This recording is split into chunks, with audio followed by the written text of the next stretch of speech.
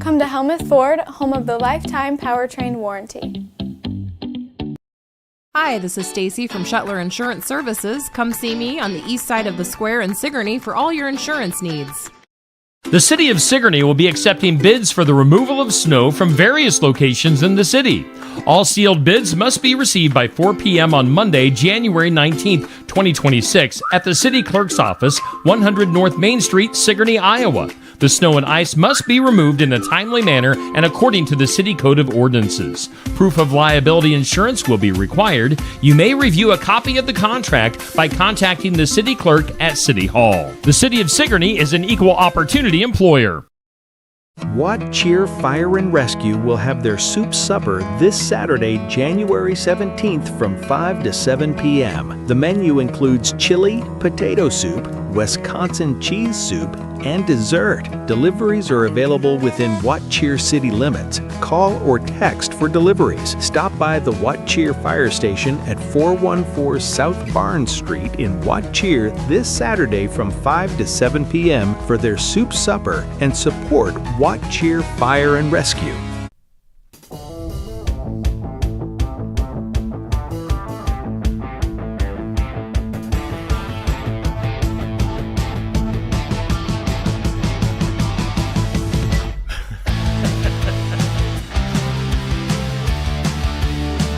King in the Cave! That's who plays our opening song, is the famous Christian band, Christian rock. King in a Cave. We're still on a King in a Cave kick. And I started off pointing at the screen because New Life Community Church wants you to join us for worship on Sunday morning at 10 o'clock at 257 8th Avenue in downtown Wellman, Iowa. Be there or be at some other church. Like, it's your choice, bro. Like, we're not trying to strong arm people into it. Bro. But seriously, you should check us out. If you're looking for a church in the Wellman area, why not?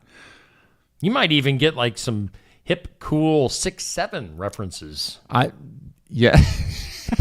You did it again, Steve, 2 weeks in a row. I just thought I'd just last get week, it out there. Last week was my fault. This week Yeah. it is 100% on you. That was not even in my mind.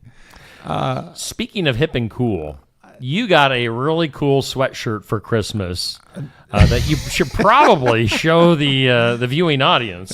Yeah, and speaking of New Life and what kind of church you might like to go to, I've heard people talk about. So I've had people come to New Life and they say, "Wow, this is a really comfortable, relaxed atmosphere." Sometimes I go to church and I don't feel like I fit in because everybody else looks like they just stepped out of a Old Navy catalog, which is fine, right? Like I don't have anything against well-dressed people. I would like to be one someday, actually.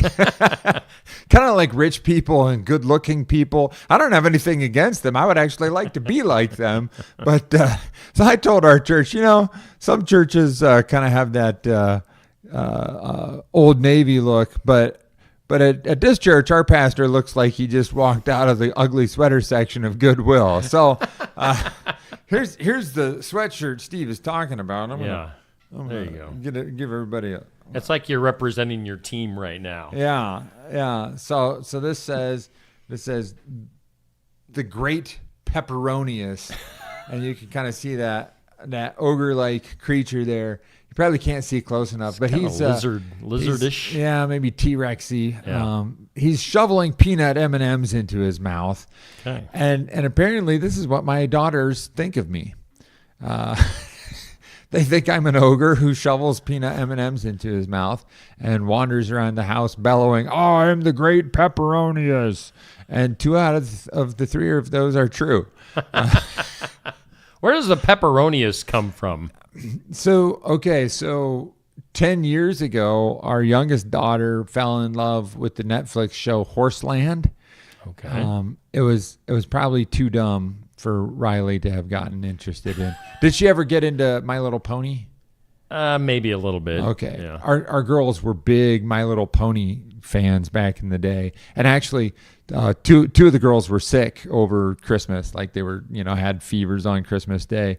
So I set them up, they were in their sick room and I set them up in there. You're with my- talking this year? Yeah, All right, yeah, all right. this year, just a couple of weeks ago. So this is a 13-year-old and a 19-year-old, and I set them up and let them watch My Little Pony, and they watched it all afternoon long. And then their 22-year-old sister joined them, and then some of their cousins' girlfriends their cousins' girlfriends joined them. So there's like all these upper teenage girls sitting there watching My Little Pony. So that was pretty cute. So anyway, this is turning into a long story.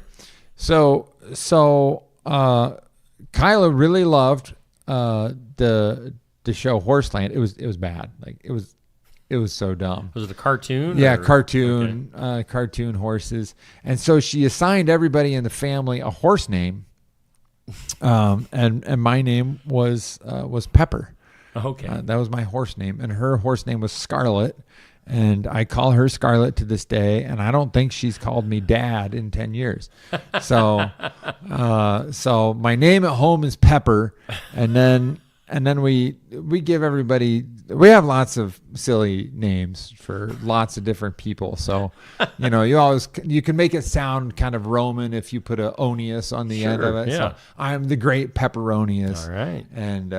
And so they think I look like a troll and that I am constantly shoveling peanut M&Ms into my mouth, and walking around saying "dig dirt, dirt, dirt, dirt, dirt." So This is a great show so far. I love this show. secrets of the inner workings of the Fleming family revealed in real time on the Yes, interwebs, yes. and now everyone will know. So, yeah, but it's fun. I like the nickname Pepper, and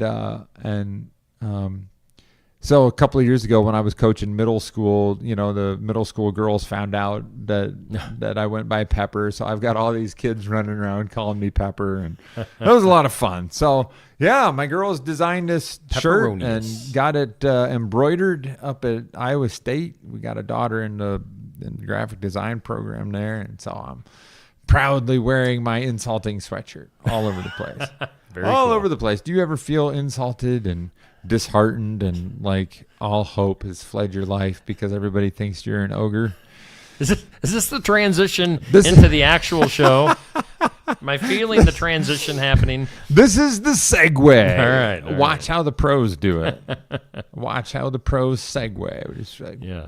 We just slid that right in there. Nobody would have noticed unless I pointed it out. So That's because I'm a pro, bad. and Yeah. and no, that was good to help people, give people a heads up. So we're sliding into the slightly more serious part of the show where we talk about: are you discouraged? Are you alone? Are you sitting in a beanbag chair, naked, eating Cheetos?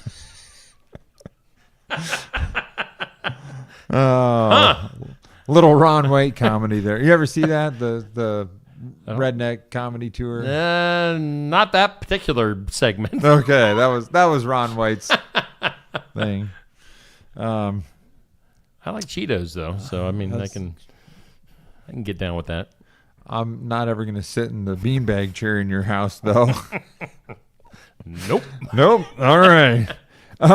So yeah, we're just kind of talking about hopelessness these days because it's a new year and that's a great time to think about hope. Like everything's fresh and new, Yeah. and you turned over a new page in your calendar and it's all blank. Unless you're one of those people who plans really far ahead and you already got it filled out, and like God bless you, that's kind of an amazing gift. But so we're looking at the book of First Samuel in the Bible, and this character named David, one of the big characters in the Bible, and he keeps running into these hopeless situations. Last week he was living out in the desert. This week he's gone to the Philistines, and he's got protection from one of their kings, and he's kind of fighting some battles for them and stuff. But then they go to fight a big battle against King Saul in Israel, and they tell him, "No, dude, you can't come with us. We don't trust you." So that's discouraging.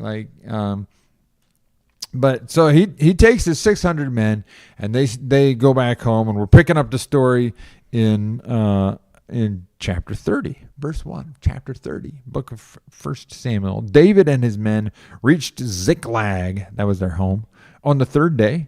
Now the Amalekites had raided the Negev and Ziklag. They had attacked Ziklag and burned it, and had taken captive the women and all who were in it. both young and old. They killed none of them, but carried them off as they went on their way. When David and his men came to Ziklag, they found it destroyed by fire, and their wives and sons and daughters taken captive. Now that's discouragement, isn't it? Mm-hmm. That's discouragement. So David and his men wept aloud until they had no strength left to weep.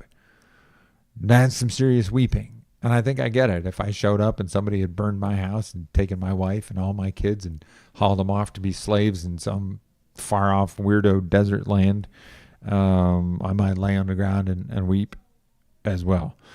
So David's two wives have been captured, Ahinoam of Jezreel and Abigail, the widow of Nabal of Carmel. David was greatly distressed because the men, why was he distressed? Well, his family had been stolen, but also the men were talking of stoning him. Each one was bitter in spirit because of his sons and daughters. Well, that's discouraging. All the guys that you thought were your friends and that you thought were mighty warriors, and now they just lay on the ground for a couple of hours crying. A bunch of big babies.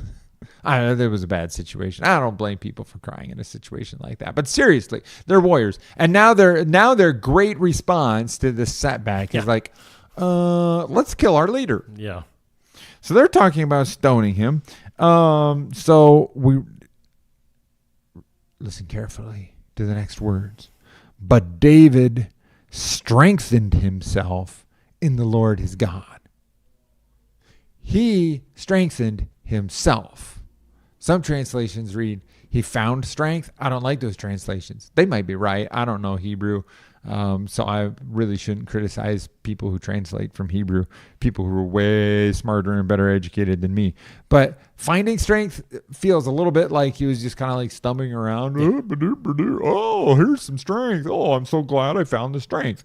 But when you say he strengthened himself, you get this picture that he kind of got up off the ground and said, okay, we wept, we cried, we moaned, we groaned. It was time to do that, but now it's time to do something else. So I'm going to buckle on my sword belt, and I'm going to put on my armor, and I'm going to do something about this situation. So he strengthened himself in the Lord his God. And then once he had done that, he went to Abiathar the priest and said, bring me the ephod. And Abiathar brought it to him, and David inquired of the Lord, shall I pursue this raiding party? Will I overtake them? Pursue them, he answered. You will certainly overtake them and succeed in the rescue. So, this is what we do when we're hopeless and people are talking about stoning us. We strengthen ourselves in the Lord our God. I got two ways from the Psalms of David. Imagine that. David was in a rock band called King in a Cave. I knew that would come back again this week. I hate to disappoint you, Steve. I never want to disappoint you. So here's two. David wrote a bunch of heavy metal songs. Some of it was very definitely screamo, like the Psalms where he's praying against his enemies and stuff like that. But Psalm 103 it's a little bit more of a happy psalm, and it starts like this: Praise the Lord, O my soul. All my inmost being, praise his holy name. Who's David talking to? He's talking to his own soul. We call this prophesying to your own soul. One way of praying is to talk to God. Another thing that you can do that's not exactly praying, but you can prophesy to your own soul. So he's saying to himself, praise the Lord, O my soul. All my inmost being, praise his holy name. So you and I can do the very same thing. When we're discouraged, defeated, hopeless, down and out, knocked down, got our teeth punched out, whatever we're talking about here. Speak to your own soul and tell it what to do. It's called prophesying to your own soul. Do it. And we'll wrap up with this final thought from Psalm 149. Oh, it doesn't say that one was written by David. Oops. But it could have been. It doesn't say who wrote it. But it's got this really fun part that I like to take seriously. For the Lord takes delight in his people. He crowns the humble with salvation. Let the saints rejoice in this honor and sing for joy on their beds. So sometimes I like to take the Bible really literally. when it says things like God gathers his children under his wings like a mother hen, I do not take that literally. I do not take that to mean that God is a gigantic cosmic chicken. There are some parts that are literal. There are some parts that are metaphor. Mm-hmm. I like to take this part literally. Sing for joy on your bed. You can do that. You don't even have to be a good singer. You just have to lie down on your bed and start singing. Yep. If you don't know what to sing, find some YouTube worship music. Don't Google King in a Cave. It's not a real band yet. It might be. Yeah. Okay, Google it. Maybe it is. So just please go home and try this. It is so much fun. I guarantee you. Lie down on your bed, find a worship song on YouTube that you like to sing along with, or just sing a cappella and start singing a song of joy on your bed and see what happens to your mood. I mean, I'm not going to guarantee it, but the Word of God guarantees it. So take it to the bank. Do it. Do it. This kind of sounds like a new character that might show up. Just do it. Do it. Do it. By the way, I looked up King in a Cave. There's a book, or maybe a variety of books called King in a Cave, but there's a band called The King's Cave. The King's Cave. Yeah. That is not nearly as cool. Actually, Our I band don't will think be it's a better. band. I think it's something else, so I lied. Okay. It's still up for grabs. Okay. If you All right. wanna It's name still your up for band. grabs. If you want to name your Christian Screamo band King in a Cave, Yes. you're welcome to that. Just please come and appear for free on Steve Shetler Media. Yes. Okay. Or if it's a country band, you might be featured on Skunk River Radio. Well, Got to I'm give a shout out king to. in the cave. I think we got something there. Okay, let's wrap up with this. You are invited to attend New Life Community Church on Sunday morning at 10 o'clock at 257 8th Avenue in Wellman, Iowa, downtown Wellman, Iowa. You might be sitting there wondering to yourself, should I attend New Life Community Church? And if you're asking yourself that question, I just have 2 words for you. Do it. Do it. Don't think about it. Do it. That's all for this week, folks. That's the show. Do it. Thanks to New Life Community Church in Wellman for sponsoring. We appreciate them. All right, Aaron, you get at it. Just want to talk like that the whole time now. Are you kicking me out, Steve? Yes. We'll see you and you next week. Bye-bye.